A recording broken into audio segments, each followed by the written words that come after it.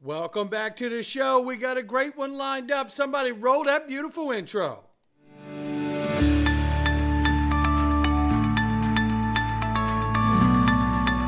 Digital Perspectives with Brad Kimes. Come on in.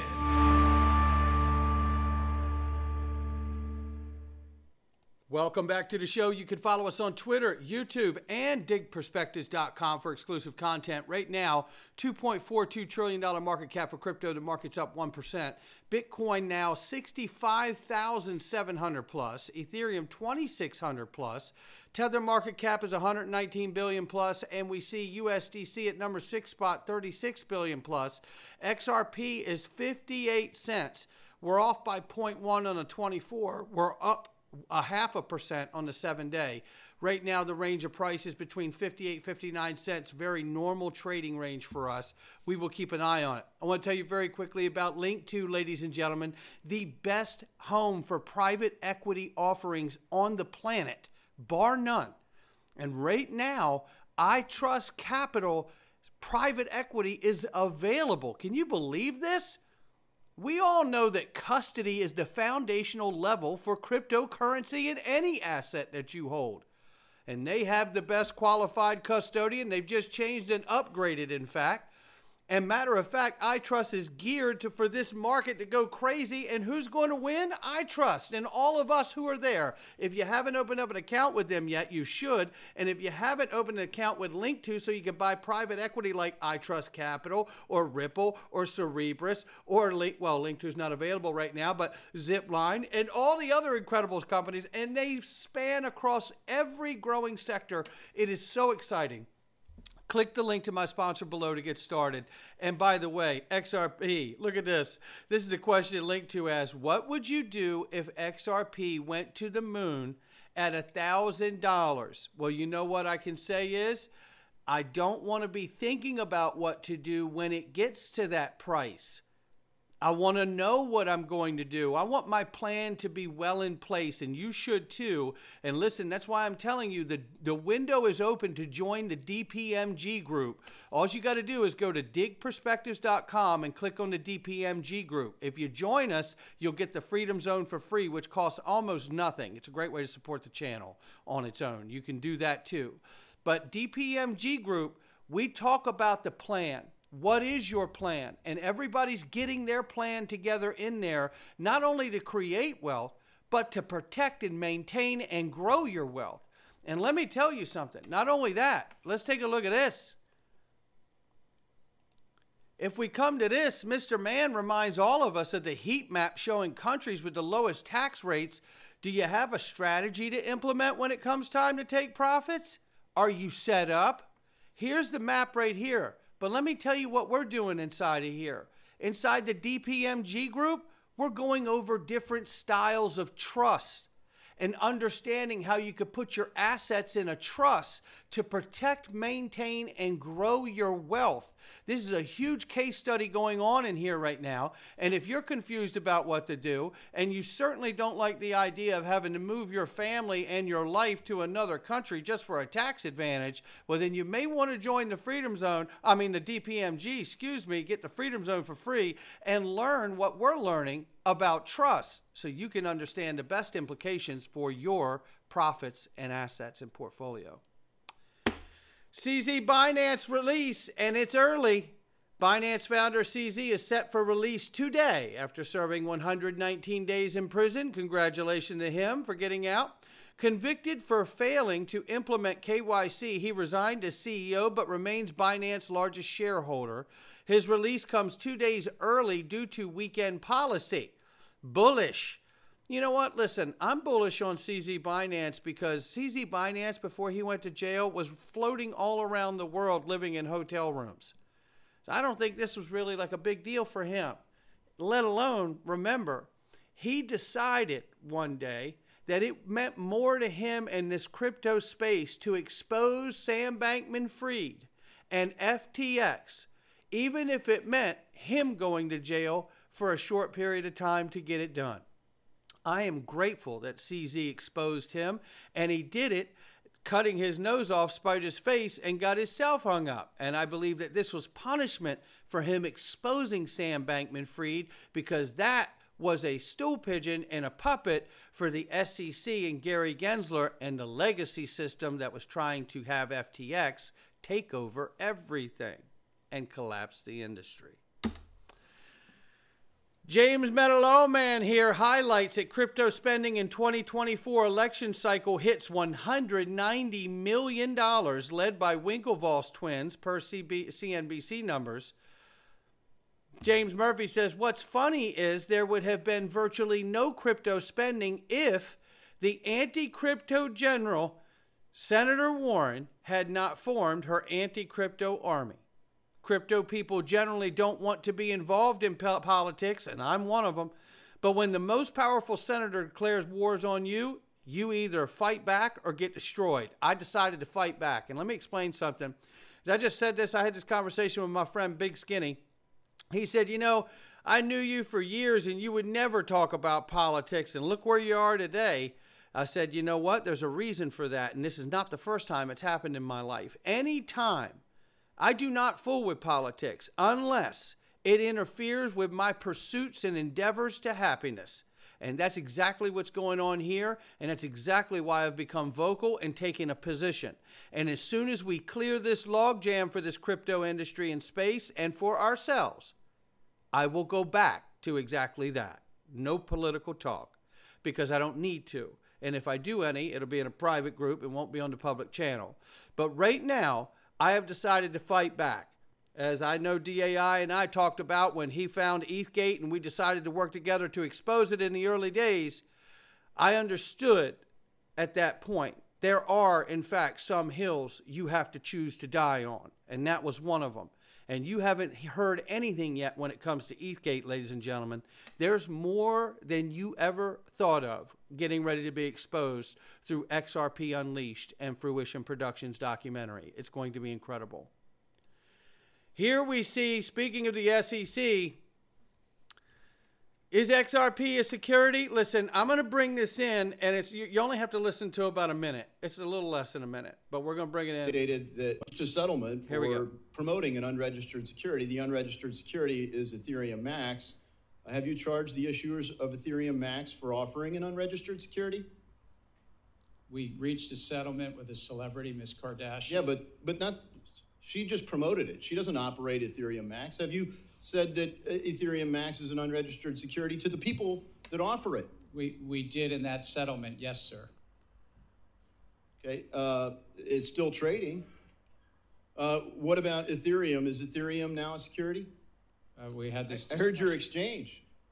They've been in place since 2015. You say in your statements that there's clarity in the market and the rules are clear. Just come on in. You can't even answer the question. Do you say XRP is a security? We're in court and active discussions and litigation on that. You're in litigation because you do say it's a security. There you go. It's more Gary Gensler trying to be evasive, right? And, you know, look, the guy is a coward. Look, and I don't even have that high of opinion of Warren Davidson, for Christ's sakes. How long did he sit out there and try to say that XRP was a security? He barely understands the damn space. You know, what a mess it is. But let's go here, because where's the SEC going to go with the Ripple case? Well, here's Eleanor Terrett.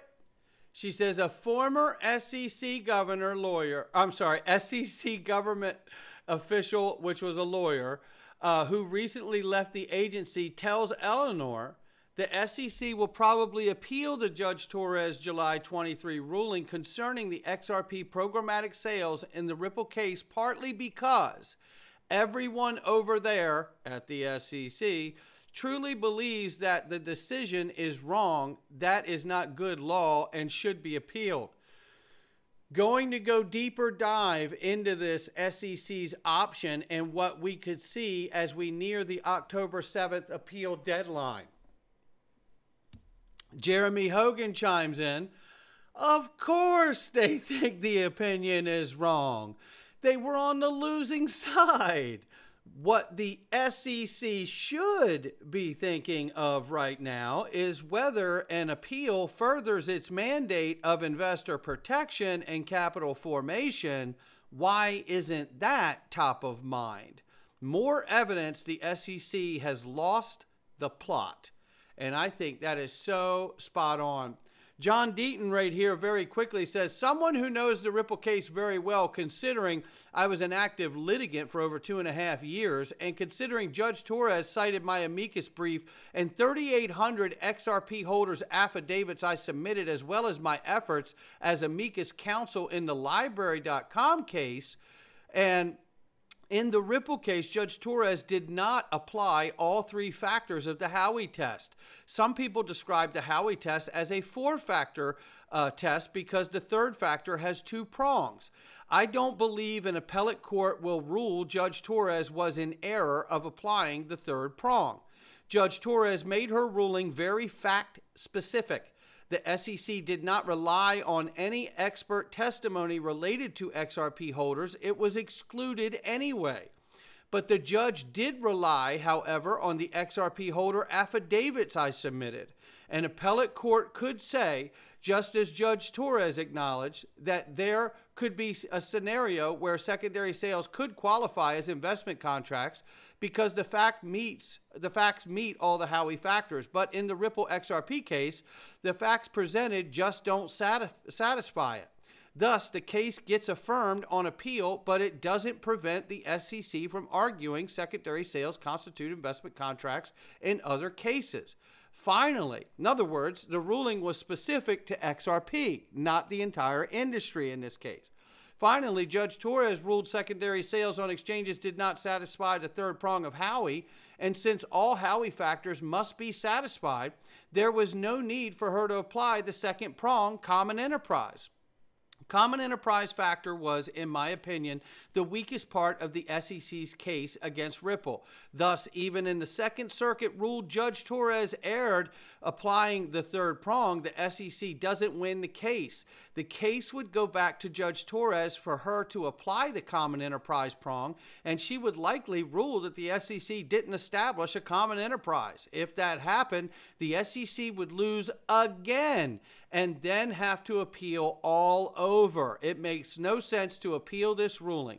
If Judge Torres did rule against Ripple, Ripple could then appeal. It makes no sense and would be a total waste of taxpayer money to appeal this decision, which is why someone like Gary Gensler might just appeal. Right? That's where we are. And this is why I've said we're always going to go to the Supreme Court, because we have somebody like Jay Clayton previously who brought the case originally, who's another coward. And then you have Gary Gensler, who is the poster child for coward, passive-aggressive coward. Look it up in a dictionary, and you're going to see a picture of Gary Gensler. No question about it. There's no question about it. There's one of the most passive-aggressive cowards. Look at the way he cowers and shakes in front of Congress just speaking to other humans, right?